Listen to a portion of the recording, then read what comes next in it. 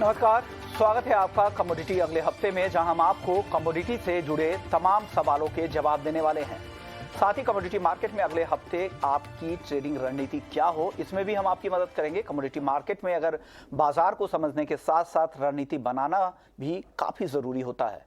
बात चाहे Boolean market की हो, बेस मेटल्स की या फिर एग्री कमोडिटी की, ट्रेडिंग की बारीकियों को समझने से जोखिम तो कम होगा ही, आपके लिए मुनाफे के रास्ते भी खुल जाते हैं। इस हफ्ते के कमोडिटी बाजार के अनुभव के आधार पर अगले हफ्ते की शानदार ट्रेडिंग की रणनीति बनाने में हमारे एक्सपर्ट्स आपकी पूरी मदद करेंगे, जिसके लिए ये शो देखना आपको बेहद जरूरी है। लेकिन आपके लिए एक जरूरी सलाह ये है कि कोई भी आप ट्रेड करें तो बिना स्टॉप लॉस के ट्रेड नहीं करें और अपने फाइनेंशियल एडवाइजर से जरूर सलाह ले या अपनी खुद की रिसर्च भी खुद करें। एक इसे गाइडेंस के तौर पर हमारे एक्सपर्ट की सलाह को ले, ताकि आपको आसानी होगी। हमारे साथ दो मेहमान हैं जो आगे आपकी मदद करेंगे आपको अगले हफ्ते की रणनीति बताने के लिए। वीरेन वकील साहब होंगे पैराडाइम कमोडिटी एडवाइजर से, रवि देवरा होंगे कुंवरजी ग्रुप से, और साथ ही शुगर सेक्टर पर बात करने के लिए आज हमारे साथ राहिल शेख साहब भी होंगे, जो वाइस चेयरमैन हैं एस्टा के all India sugar traders association के। आप तीनों मेहमानों का स्वागत है। चलिए फटाफट से चांदी की चाल पर सबसे पहले नजर डालेंगे, क्योंकि चांदी के लिए यह हफ्ता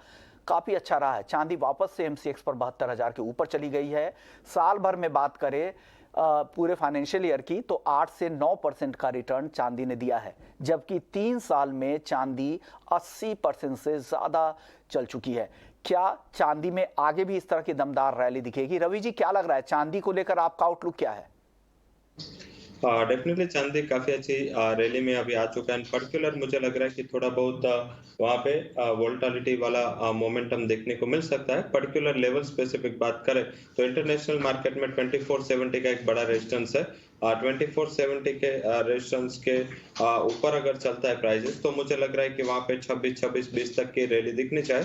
शॉर्ट टर्म में शायद मुझे लग रहा है कि जो चांदी अपने हाई लेवल पे आ चुके, तो इस हिसाब से थोड़ी मुनाफा वसूली का प्रेशर हायर लेवल से रहेगा। और ओवरऑल मैं रेंज एक्सपेक्ट कर रहा हूँ नीचे 21 and upper side 2470। And domestic market में मेरे एक्सपेक्टेशंस है कि शॉर्ट टर्म में 68,000 से 73,000 तक के रेंज रह सकते हैं। अगर 73,000 के ऊपर चांदी चले तो आप नए टारगेट वहां पे 75 तक देख सकते हैं। बट ऑल ओवर जिस हिसाब से अभी तक ये साल का ट्रेंड रहा है, मुझे लग रहा है कि अभी भी जब तक 2470 के ऊपर चांदी क्लोज कॉमेक्स में ना हो, तब तक अभी रैली की उम्मीद नहीं करनी चाहिए। वहां पे थोड़ा रेजिस्टेंस चांदी में आ सकता है। एक सवाल भी है रवि जी, किशन है नासिक से, चांदी इन्होंने बेच रखा है 70,200 रुपए में, अब अचानक आई तेजी से इनको नुकसान हो रहा है, क्या करना चाहिए रवि जी इनको? चांदी एंड नेचुरल गैस है, दो कमोडिटी ऐसे है जिसमें सब अचानक ही होता है, गैप अप गैप डाउन ही होता है और बाद में पूरा ट्रेंड है वो चेंज होता है। तो ध्यान रखिए ये दो कमोडिटीज में जो भी ओवरनाइट पोजीशन हो, उसमें आप एक बार रिस्क मैनेज करके चले। अगर लंबी पोजीशन है, अगर आपके पास एक ही लॉट है या मिनी में, तो मुझे लग रहा है कि यहाँ पे 70,300 के स्टॉप लॉस के साथ आप पोजीशन को होल्ड करें। एक बार 71,000 तक के लेवल आए तो एक बार लॉस बुक करके एग्जिट हो जाए। अभी जब तक ट्रेंड मुझे लग रहा है कि डाउन साइड 2320 के नीचे क्लोज नहीं होता, ट्रेंड में कोई रिवर्सल नहीं है, थोड़ी मुनाफा वसूली मैं एक्सपेक्ट कर रहा हूँ यहाँ से, तो आप 70,300 के स्टॉप लॉस के साथ अभी होल्ड करें। ओके वीरेंद्र सर, आपको क्या लग रहा है गोल्ड और सिल्वर में, यहाँ से क्या जिस तरह की तेजी बन रही है गोल्ड और सिल्वर में, क्या ये टिकाऊ दिख रही है? और जो ट्रेडर्स के लिए क्या सलाह है दोनों ही काउंटर में? फिलहाल इसको रिस्पॉन्ड तेजी बोलेंगे। इसका जो लीडर है वो बिटकॉइन है, जो 17,000 से 28,000 तक चला गया। फेड की बैलेंस शीट में जो इजाफा हुआ करीबन 2-3 वीक में because of this banking stress, तो ये देखते हुए ऐसा लग रहा है कि शायद बाजार में बैकडोर लिक्विडिटी आ चुकी है, क्यूई जिसको बोलेंगे। तो नियर टर्म सोने चांदी में सिल्वर ज़्यादा आउट परफॉर्म करेगी, गोल्ड थोड़ा पिछड़ जाएगा, और लीडर तो क्रिप्टो रहेगा। बट क्रिप्टो हमारे यहाँ लीगल नहीं है, तो उसका मैं सिर्फ वॉच करता हूँ प्रॉक्सी के हिसाब से। टेम्पररी कॉमेक्स टर्म में देखें तो 24-40 फर्स्ट रेजिस्टेंस रहेगा सिल्वर के लिए, और इंडियन टर्म्स में अगर 72,200 होल्ड कर जाता है तो शायद 74 तक जाए।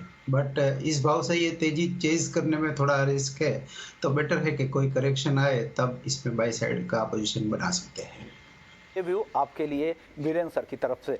अब कुछ सवाल जवाब और ले लेते हैं। प्रशांत है आसनसोल से, सिल्वर मिनी इन्होंने लॉन्च किया है 62,811 रुपए में। अब जानना चाह रहे क्या करें बीरेंद्र सर, क्या करना चाहिए इनको? 62,811 रुपए की खरीद भाव है। ये पोजीशन तो काफी फेवरेबल है और मैं इसमें सिल्वर की जो पोजीशनिंग है कॉमेक्स के हिसाब से इसमें अभी भी रनअप देख रहा हूँ। मैं भी हम इसको 2480 25 तक देखेंगे। इंडियन टर्म्स में शायद 74,475 देखेंगे। बट साथ ही मुझे ऐसा भी लग रहा है कि काफ़ी ओवरबॉट जोन में है मार्केट और फिजिकल डिस्कनेक्ट भी है। डिस्पेरिटी काफ़ी बढ़ चुकी है मार्केट में। तो हेजेस का माल आएगा और जैसे मार्च महीने में काफ़ी डिलीवरी निकली थी, इस तरह इसमें भी काफ़ी डिलीवरी निकलेगी मई कॉन्ट्रैक्ट में। तो मैं फिलहाल ऐसा मानता हूं कि ये सिल्वर को मैं चेज नहीं करूंगा, यहाँ से पोजीशन थोड़ी लाइटन अप करनी चाहिए। Profit booking I would prefer कि 30-40% प्रॉफिट बुक किया जा सके। ओके, एक और सेक्टर काफी बज कर रहा है, वो है शुगर सेक्टर। राहिल शेख साहब हमारे साथ है, वाइस चेयरमैन है एस्ट्रा के। सर स्वागत है आपका ईटी नाउ स्वदेश पर। सर जिस तरह की तेजी इंटरनेशनल मार्केट में दिखी है, हालांकि घरेलू जो मिलर्स होंगे उनके लिए तो बहुत फायदे की खबर है नहीं, क्योंकि ऑलरेडी कोटा लगभग खत्म होने वाला होगा। आप लोगों को जो कोटा मिला था वो तकरीबन एक्सपोर्ट पूरी तरह से हो ही चुका होगा या कॉन्ट्रैक्ट हो चुके होंगे। ऐसे में घरेलू मिलों के लिए क्या उम्मीद लग रही है, जो जिस तरह की तेजी इंटरनेशनल मार्केट में दिख रही है? सर जहां तक हिंदुस्तान के एक्सपोर्ट कोटा का सवाल था, जो 6.15 मिलियन टन भारत सरकार ने दिया था वो लगभग पूरा हो चुका है। उसके थोड़े बहुत जो शिपमेंट्स बाकी है वो मेरे ख्याल से 15 अप्रैल तक सारे मुकम्मल हो जाएंगे। जहां तक इंटरनेशनल बाजार का सवाल है, अगर आप देखो तो वहां पे आज रिफाइंड चीनी जो है वो अराउंड 53,000 रुपीज 53,000 रुपए पर टन के करीब बिक रही है और घरेलू बाजार में अराउंड 36 रुपए वो रिफाइंड शुगर का दाम होगा। तो काफी बड़ी डिस्पैरिटी है। तो भारत सरकार अगर कोई एडिशनल कोटा नहीं देती है तो मेरे अनुमान है कि हिंदुस्तान जो है वो सिर्फ विंडो शॉपिंग करेंगे, हम लंदन और न्यूयॉर्क देखते रहेंगे, बट उसके अलावा एक्सपोर्ट होना तो मुश्किल रहेगा। और जहां तक डोमेस्टिक प्राइस का सवाल है, मुझे लगता है कि वो कई हद तक के इंटरनेशनल मार्केट के साथ रिएक्ट करने चाहिए, बिकॉज हमारा उत्पादन जो 36 मिलियन का अनुमान था वो अराउंड 32.5 मिलियन टन के करीब लग रहा है आज के टाइम में। तो उसको देखते हुए जो 3-4 मिलियन टन हमारे यहाँ घटा है और प्रोडक्शन भी काफी हद तक बंद हो चुके हैं, तो मुझे ऐसा लगता है कि यहाँ से हिंदुस्तान का डोमेस्टिक प्राइसेस भी कंस्ट्रक्टिव रहना चाहिए। यानी यहाँ से बेहतर की ही उम्मीद कर रहे हैं। सर दाम क्यों बढ़ रहे हैं? एक तो अगले सीजन को लेकर चिंता है, साथ ही इस बार ये भी कहा जा रहा है कि ब्राजील में सोयाबीन का बम्पर क्रॉप हुआ है, जो वहाँ बाकी चीज़ों के शिपमेंट पर असर इसका हो सकता है। क्या वजह है? उत्पादन कम तो है, मार्केट में डिस्काउंटेड है कि यूरोपियन यूनियन, ब्राजील और भारत, थाईलैंड जैसे देशों से हो सकता है कि सप्लाई कम रहे, और क्या वजह, और कौन से ट्रिगर है जो प्राइस ऊपर की तरफ जा रहा है लगातार? सबसे इम्पोर्टेंट जो सबसे बड़ा ट्रिगर पॉइंट है वो प्रोडक्शन और उत्पादन कम होना ही है। चाइना ले लीजिए, मोरक्को ले लीजिए, इजिप्ट ले लीजिए, इंडिया ले लीजिए, थाईलैंड ले लीजिए, चाइना ले लीजिए, पाकिस्तान ले लीजिए, हर इस पार्ट में कहीं ना कहीं जो अनुमान था उससे 7-8% प्रोडक्शन कम हुआ है। सिर्फ एक ही सिल्वर लाइनिंग है कि ब्राजील में हमारी मानना है कि 37 से 38 मिलियन टन का उत्पादन हो जाएगा, जिसके तहत ये जो हम लास्ट अगर हम आपसे दो महीने पहले बात कर रहे थे तो हम कह रहे थे 3-4 मिलियन का सरप्लस निकलेगा। आज अनुमान ये है कि 2 मिलियन का वर्ल्ड वाइड सरप्लस नहीं, डेफिसिट हो जाएगा। और दिन पर दिन ये डेफिसिट बढ़ता जा रहा है, जैसे जैसे वीक और 15 दिन आ रहे हैं डेफिसिट बढ़ता जा रहा है। सो ये सबसे अहम मुद्दा जो है, प्रोडक्शन जो है वो कम होना है। दूसरा, प्राइजेस की रैली इसलिए भी है कि जो डेस्टिनेशन मार्केट्स है उन्होंने अपने स्टॉक्स को काफी हद तक कम कर लिया है, because as the prices rise वो अपनी खुद की खपत अपने भंडार से करने लगते हैं, लाजमी बात होती है।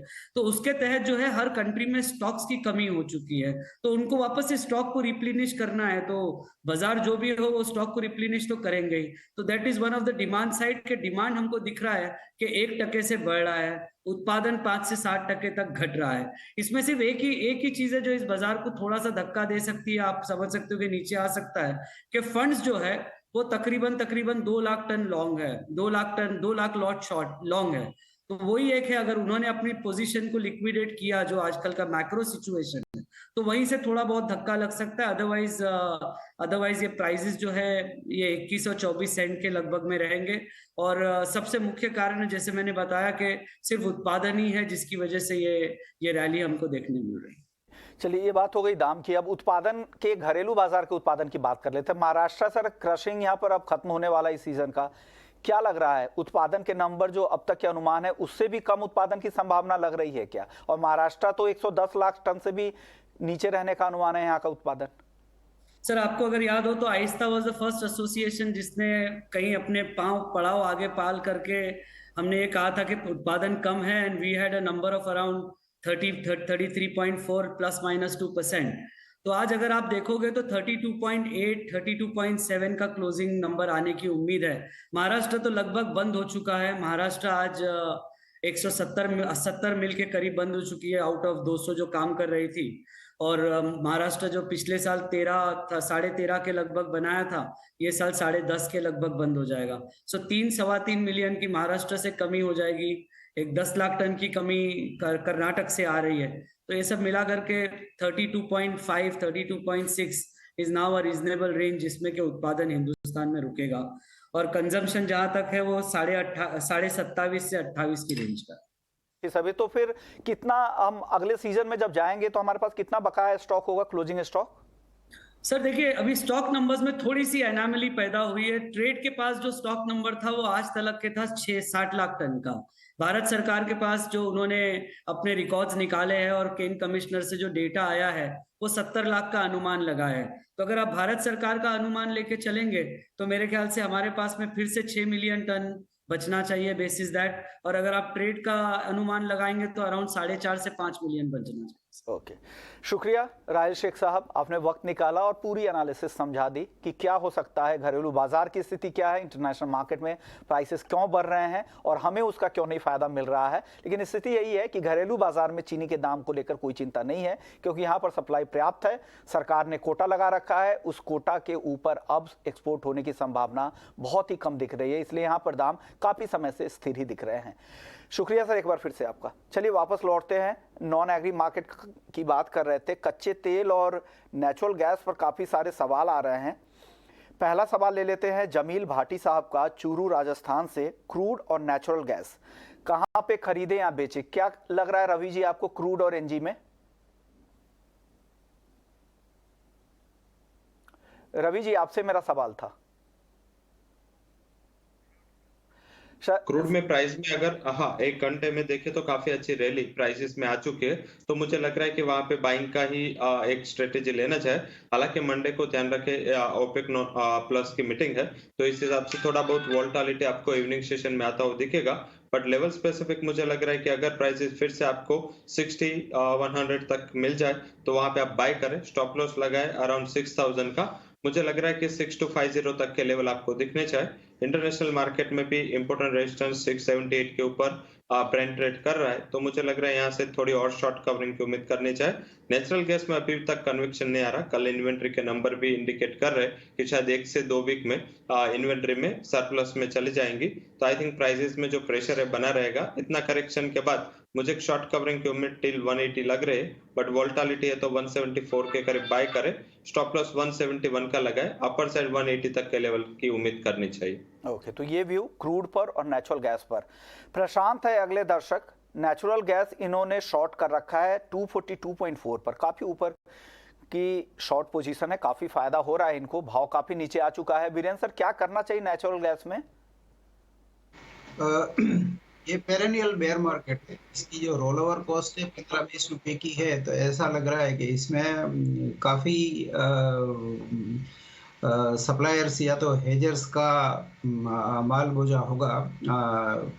नाइमेक्स में भी काफी शॉर्ट पोजीशंस कमर्शियल हेजर्स की है, तो मैं ऐसा मान रहा हूं कि हर उछाले पे भी ये सेल साइड की पोजीशन इसमें बन सकती है।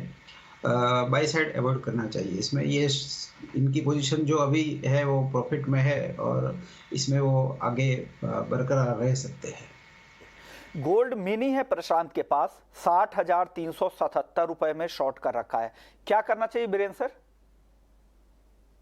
गोल्ड में मैं फिलहाल शॉर्ट साइड अवॉइड करूंगा।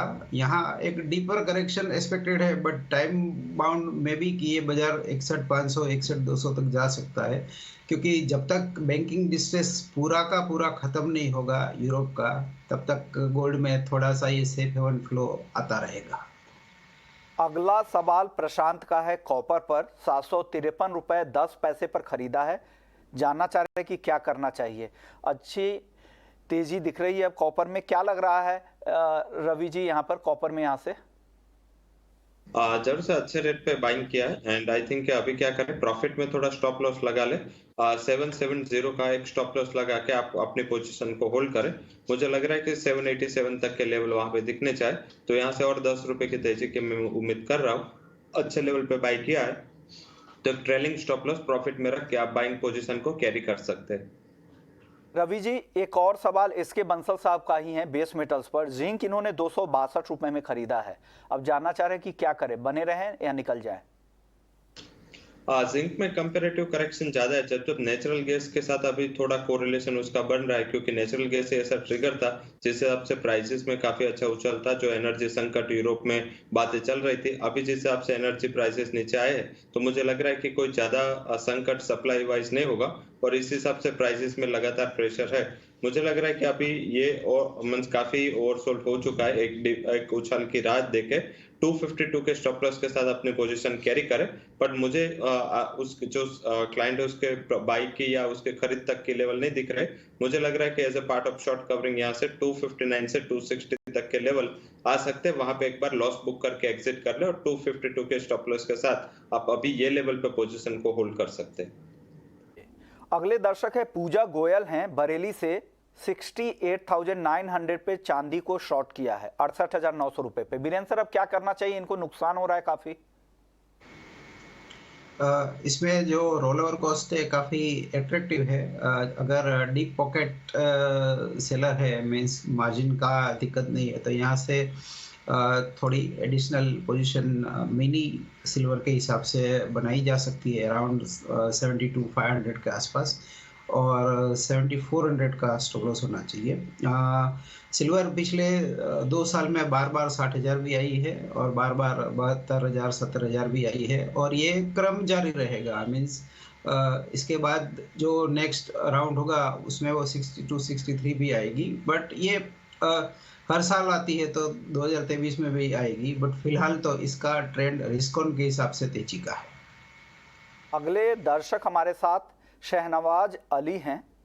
इनका सवाल है गोल्ड पर कि क्या ट्रेड लेना चाहिए, कोई ट्रेडिंग रणनीति बता दीजिए गोल्ड में रवि जी इनको। गोल्ड में मुझे ज्यादा वीकनेस नहीं दिख रही, पर्टिकुलर आज डॉलर इंडेक्स में जो तेजी है इस हिसाब से प्राइसेस में थोड़ा सेलिंग प्रेशर बना हुआ है। मुझे लग रहा है कि इस हिसाब से आपको एक अट्रैक्टिव लेवल पे प्राइसेस मिल रहे हैं। लेवल स्पेसिफिक 59,850 के करीब बाय करें, 59,700 के स्टॉप लॉस के साथ। अपर साइड मुझे लग रहा है कि 60,300 तक के लेवल वहां पे दिखने चाहिए। अगर 300 के ऊपर क्लोज होता है तो और ज्यादा आप ट्रेल कर सकते हैं 60,700 तक, बट मुझे लग रहा है 1 से 2 ट्रेडिंग सेशन में फिर से वहां पे रिकवरी दिखनी चाहिए। ओके, अगले दर्शक है महावीर हैं बंगलुरु से। कॉमेक्स गोल्ड क्या $1880 नीचे की तरफ फिर से आएगा? बीरेन सर क्या लग रहा है, वो लेवल वापस से दिखेगा या अभी नहीं आने वाला है जल्द? हाई प्रोबेबिलिटी सिनारियो है, बट ये फेड की अगली मीटिंग के आसपास आना चाहिए। फिलहाल तो ऐसा लग रहा है कि फिलहाल एक बार हम 220 230 तक शायद जाएंगे, वहाँ काफ़ी स्ट्रॉन्ग रेजिस्टेंस है, स्पेशली 2039 और जून कॉन्ट्रैक्ट के हिसाब से। तो मैं उनको जो लेवल दे रहा हूँ 1880 का, वो कॉमेक्स जून कॉन्ट्रैक्ट के हिसाब से है। वो प्रोबेबली मई एक्सपायरी मींस 15 मई के बाद शायद दिखेगा, इसके पहले नहीं दिख रहा है। अगले दर्शक हमारे साथ हैं पवन है हिसार से। ग्वारसीड और धनिया दोनों ही काउंटर पर राय चाहिए।